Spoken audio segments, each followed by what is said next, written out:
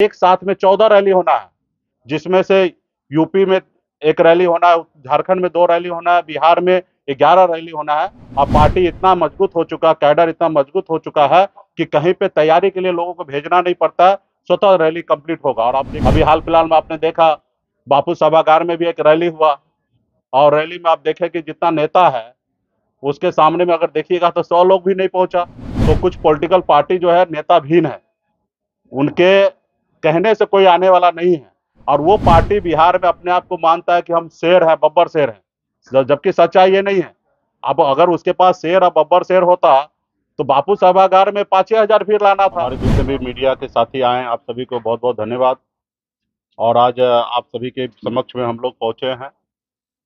आप सभी को जैसे जानकारी है कि 25 जुलाई से ही बिहार में निषाद आरक्षण संकल्प यात्रा को लेकर हम लोग 100 दिन 101 दिन का पूरा किए यात्रा।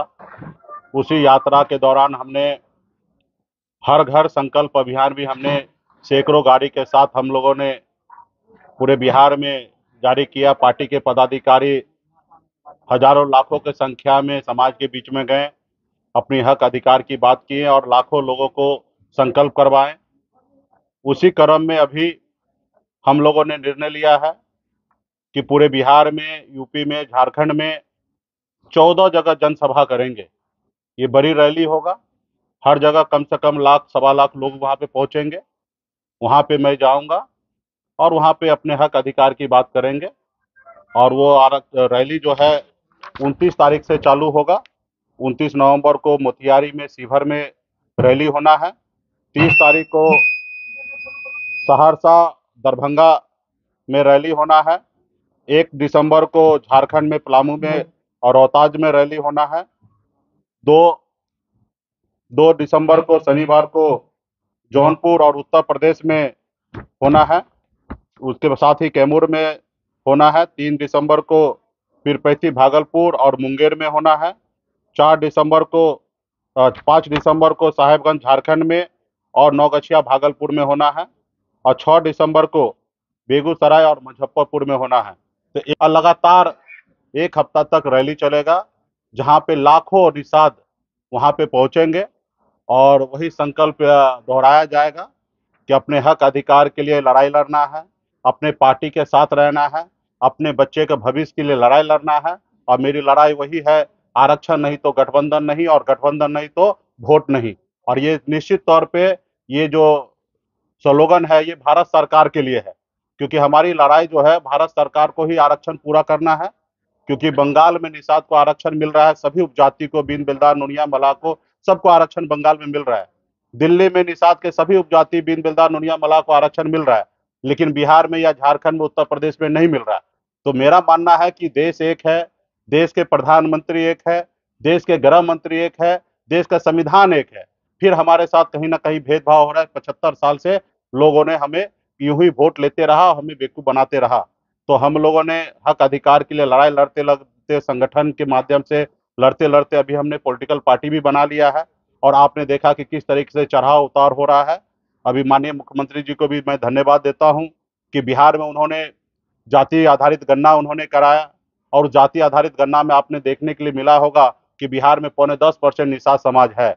अगर 1 नंबर में ओबीसी में अगर हमारे यादव भाई है, तो दूसरा नंबर में निषाद समाज ही है, जो 9.5% की संख्या में पूरे बिहार में है। तो और अति पिछड़ा में 36% हमारे पास संख्या है। तो निश्चित तौर पे आने वाले समय में वोट से ही सारा परिवर्तन होता है। बाबा साहब भीमराव अंबेडकर ने कहा था कि अब रानी के पेट से जो बच्चा जन्म लेगा, जरूरी नहीं कि वही राजा बनेगा, अब राजा वो बनेगा जिसके पास वोट होगा। तो वोट हमारे पास है। गरीब जनता का वोट से ही देश का प्रधानमंत्री चयन होता है, और गरीब जनता के वोट से ही राज्य में मुख्यमंत्री बनता है। और 10% वोट हमारे पास है। जब भी मौका मिला बिहार में, सभी पॉलिटिकल पार्टी को हमने दिखाया, चाहे वो सहरसा में सिमरी बख्तियारपुर में उपचुनाव लड़कर 25,000 वोट लाना हो, या हमने बोछा में 35,000 वोट अकेले दम पे मैंने लड़ाई लड़के लिया, या कुरहनी में चुनाव लड़कर 10,000 वोट आया। तो हमने हर पॉलिटिकल पार्टी को दिखा दिया कि निषाद का वोट जो है वो अभी कैडर बन चुका है। जैसे कभी मायावती जी के साथ हुआ करता था कि हर हाल में उसके लिए एक ही नजर आता था, हाथी। तो उसी तरीके से आज बिहार में हर एक निषाद परिवार में जाइएगा, निषाद समुदाय में जाइएगा, वहां पे एक ही आपको देखने के लिए मिलेगा कि हमारा नाव छाप है, हमारा चुनाव चिन्ह, हमारा नेता है, हमारी पार्टी वीआईपी है, विकासशील इंसान पार्टी। तो मजबूती से लोगों के बीच में हम लोग जा रहे हैं, काम कर रहे हैं, और आने वाला समय में निश्चित तौर पे देश का जो चुनाव होगा 2024 में, उसमें निषाद समाज यूपी, बिहार, झारखंड में एक निर्णायक वोट होगा। और अभी जो लोग जैसे भी सोचे वो सोचते रहे। आजाद भारत में, हिंदुस्तान में पहली बार ऐसा हुआ कि तकरीबन 40 लाख से अधिक लोग हाथ में गंगा जल लेकर संकल्प ले लिया कि अपने बच्चे के भविष्य के लिए लड़ाई लड़ेंगे, ना ही किसी पॉलिटिकल पार्टी के पीछे घूमेंगे। अगर घूमेंगे तो सिर्फ वीआईपी के पास घूमेंगे। और अभी जो 14 रैली होना है, तकरीबन इसमें भी कम से कम 15 से 20 लाख लोगों को संकल्प कराया जा रहा है। तो आने वाले समय में बड़ा ये होगा। और ये यूपी, बिहार, झारखंड में हमारे पास वो शक्ति है, 134 लोकसभा सीट है। हमारा जो दोस्त होगा वो 60 लोकसभा सीट जीतेगा, और जो दुश्मन होगा, निषाद समाज को जो इग्नोर करेगा, उनको कुछ नहीं समझेगा, जो उनके एजेंडा पे काम नहीं करेगा, उसको 60 लोकसभा सीट से नुकसान उठाना पड़ेगा। तो इसके लिए हम लोग मजबूती से काम कर रहे हैं। और हम तो उस कुल खानदान के लोग हैं कि हमारे पास नाव है, कभी हमारे नाव से श्री रामचंद्र जी को पार लगाए थे।